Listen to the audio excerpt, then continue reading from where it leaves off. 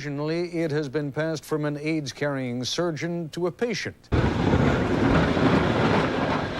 Nowhere has the devastation of AIDS hit harder than here in the Bay Area. And I think they need to know the information. Doctors, nurses.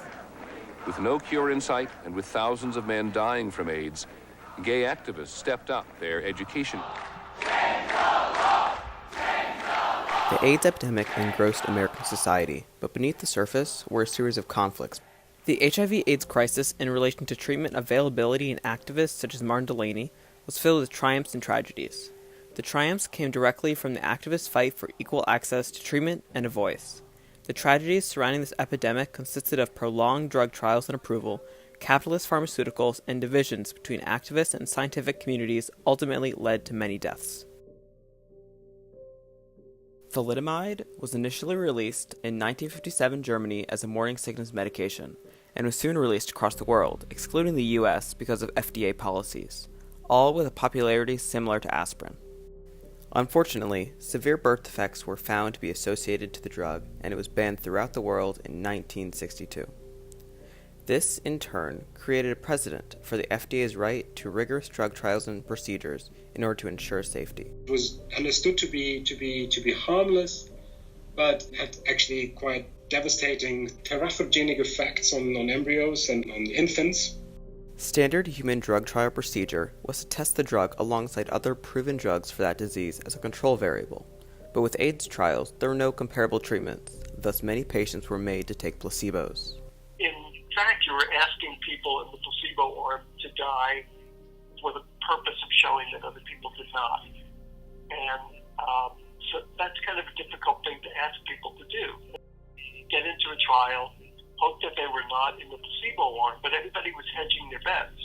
But if people had no therapeutic options, I think people were thinking, well, I'm going to hedge my bets, I'm going to try compound Q10 in addition to what they're giving in the trial. When you're in a trial, you can't take anything else, because how would you then know, or how would the researchers know the positive outcome wasn't due to something that you weren't telling them about? Ultimately, this led to corrupted evidence in trials and a further extended time for AIDS drug approval. They were running against a very bureaucratic and also what appeared to be an incredibly formalized system set up by the FDA. The activists now had to take drug distribution into their own hands. Activists have been demanding that the agency loosen up its regulations and allow access to experimental drugs, anything that might prolong life. We demand access to these medications, and we therefore are willing to risk certain legal prosecution by smuggling the drugs from Mexico into the United States. Martin Delaney and Project Inform went across the globe to obtain experimental treatments to bring back to the U.S., illegally, but with hopes to find an effective therapy to fight this ravaging disease. If the FDA does not release accelerated trials or approval processes, people will get drugs by other means. In the name of safety, it's only logical to have an accelerated process. From the struggles of activists for faster drug trials and approval times came the entrance of AZT into the market. Unfortunately, what followed was another conflict with a new beast, the pharmaceutical industries. No more AIDS profiteering! Next, ACT UP took on industry. They've repeatedly accused drug maker Burroughs Wellcome of price gouging on its antiviral drug AZT. The FDA had been known for the large amount of time necessary to get a drug to human trials, but once a drug is approved for the market, the pharmaceutical companies have complete control over pricing.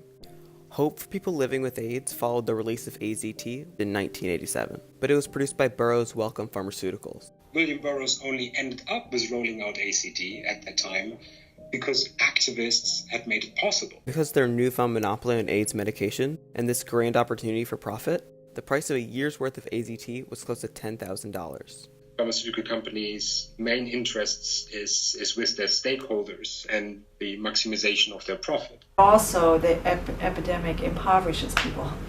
This led to severe backlash by the activist community and many protests to lower the price as they believed they were being excluded from treatment they helped create. This protest was very successful, and William Burroughs very immediately slashed the price. Prices were dropped 20%. But the push for new experimental AIDS drugs into the market also lowered the price due to competition in the industry. AZT was soon found to induce horrible symptoms to patients taking the drug, and in 1993, the Concord program conducted a study that proved that AZT did not extend one's life and gave one worse side effects than the disease itself. With the release of protease inhibitors and reverse transcriptase inhibitors in 1995, survival rates soared, but pharmaceuticals continued to keep prices high to obtain a profit.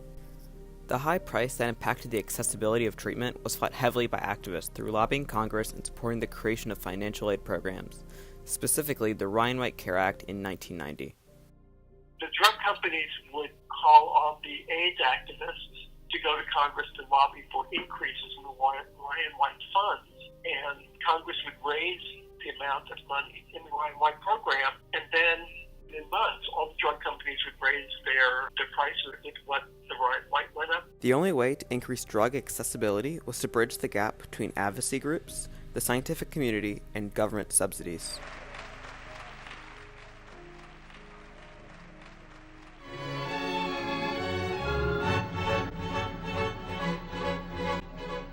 Of course, an incredibly difficult time in the AIDS epidemic because it's that time when AZT clearly doesn't work, no other medication is in sight, and it's one of the years with the highest death rates. As tensions, miscommunication, and feelings of exclusion have been rising for the past decade, the climax came with the 5th and 6th International Conferences on AIDS in 1989 Montreal and 1990 San Francisco. With the first one in Atlanta, from Atlanta until 1989, these 4 conferences were conferences exclusively of health officials, representatives, the biggest amount, researchers. In an effort to bridge the gap that now seems to exist between AIDS activists and you, members of the medical and scientific communities, I would like you to join us in an act of activism.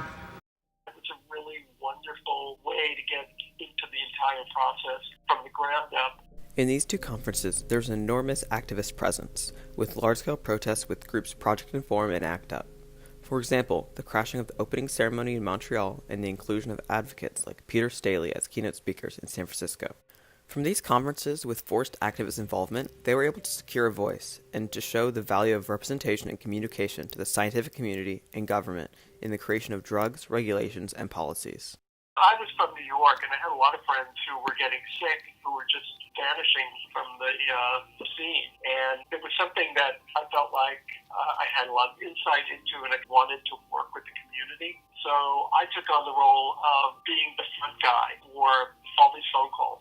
Say interaction, maybe cooperation from both sides, from activists to understand what it is that FDA does and how the process works, and the people on the inside trying to understand what the plight was of these people on the outside.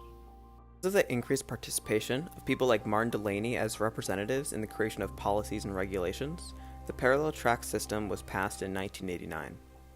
Called parallel track, which would be a treatment track that would run parallel to the ongoing clinical trial. The parallel track system is an excellent example as to how policy changes from the AIDS crisis had a long-lasting impact on society, as this policy is still in the books today.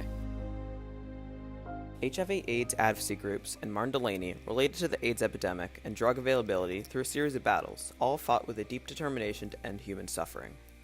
You know, these people that do surveys and ask all these questionnaires, they don't go into shooting galleries.